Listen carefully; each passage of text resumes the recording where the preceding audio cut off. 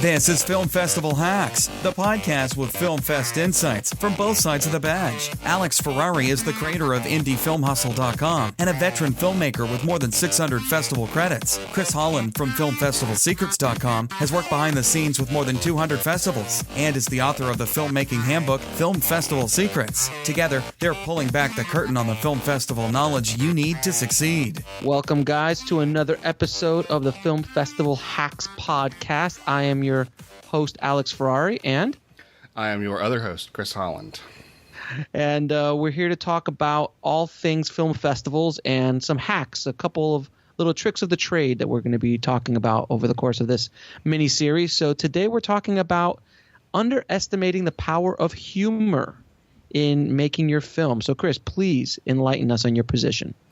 Well, this sort of came to me when I was thinking about all the screeners I've seen over the years and all the clients who have come to me with very, very serious movies. And I think there's a tendency for filmmakers to sort of want to make their mark right away or feel like they won't be taken seriously unless they make a serious movie. Somehow I'm suspecting you didn't have that problem, Alex. Well, no, I mean, when I made my movies, I've always had a little bit of humor inside of my movies, even if, like, even my first short was very action-packed and stuff, but there was still a little bit of humor in it. I've always put humor in all of my projects for the most part, except for, like, that really depressing documentary I produced, which was wonderful and very powerful, but definitely no place for humor. But okay, let's slow down there for a second. Was there no humor in that film? Like, there weren't any moments of levity?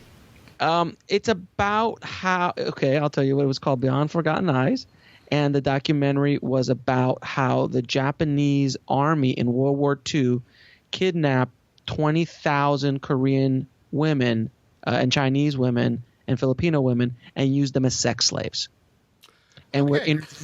we're interviewing the survivors as they're getting older, and the Japanese government continues to deny it, just waiting for these people to die off so they don't have to worry about it anymore.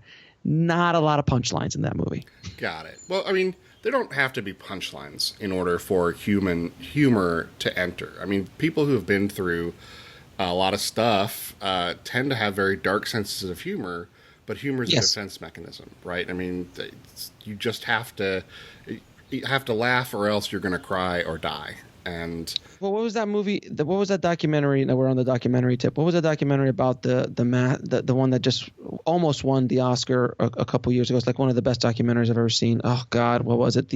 About the massacres in like in one of those Asian countries, and that they went back and the filmmakers talked to the guys who did all the killing, and they reenacted all the killings.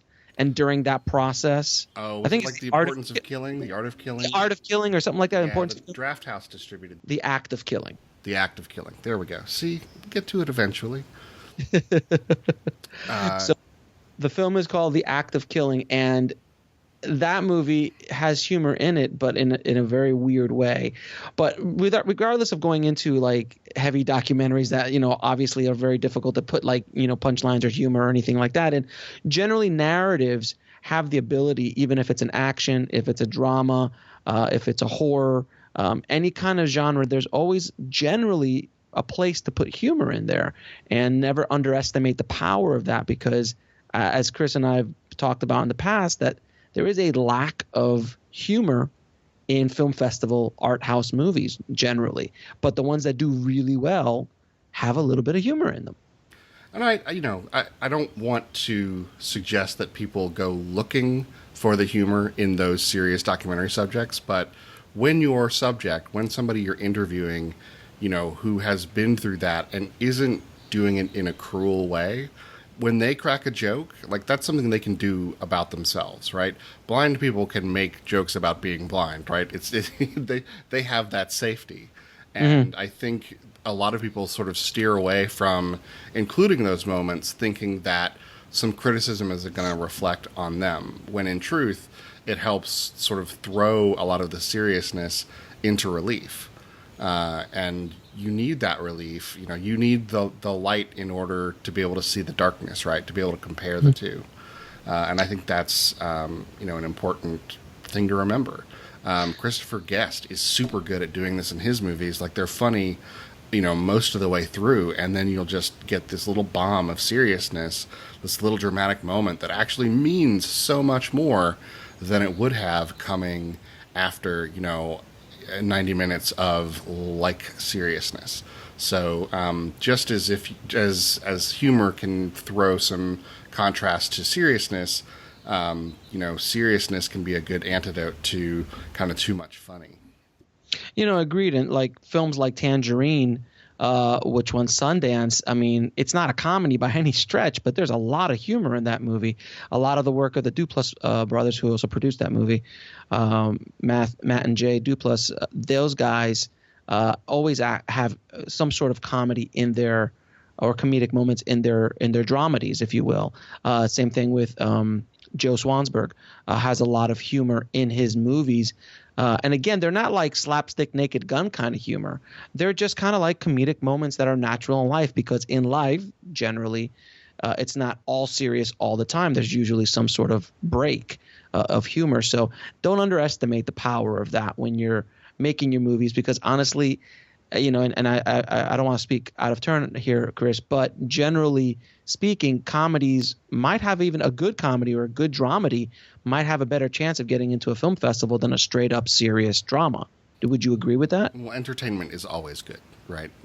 Sometimes I look at a very seriously programmed film festival and I just go, oh my God, is there nothing here that's going to make me laugh? And it's for that reason that, especially with short films, the shorter and funnier, the better. If you were going to sort of architect your film festival career in such a way that you started out really strong and, we're building a network right away with a film that got into a bunch of festivals, I would tell you to go make a joke that's about 2 minutes long and was basically a joke, there's just any number of films. I'll give you some examples. There's a film you can go look at right now, Frog Jesus, which is basically 1 minute long, and it's just weird, absurdist humor. Go check it out on YouTube. That film played a ton of festivals, and that filmmaker was then able to build his network of programmers who knew him and audiences who knew him. And so the next time he went around with a film, he wasn't some unknown quantity with a 20-minute drama that nobody was going to look at twice. He was that guy who played our festival 2 years ago with that Frenny Frog Jesus thing. What's he done now? I'm really interested. So don't forget the funny. That's it. So Chris, what are we going to be talking about in the next episode? Well, we're going to be talking about a situation in which humor is also an asset, and that is the world of networking at film festival parties. How to take your probably introverted filmmaker self and make some contacts and make some friends in the festival world. I've got a couple of stories to tell in that episode, definitely. You always do. Thanks. All right, guys, thanks for listening, and we'll see you in the next episode. Say goodbye, Chris. Goodbye, Chris. That's it for another episode of Film Festival Hacks. To learn more about guiding your film to success on the festival circuit, visit filmfestivalhacks.com.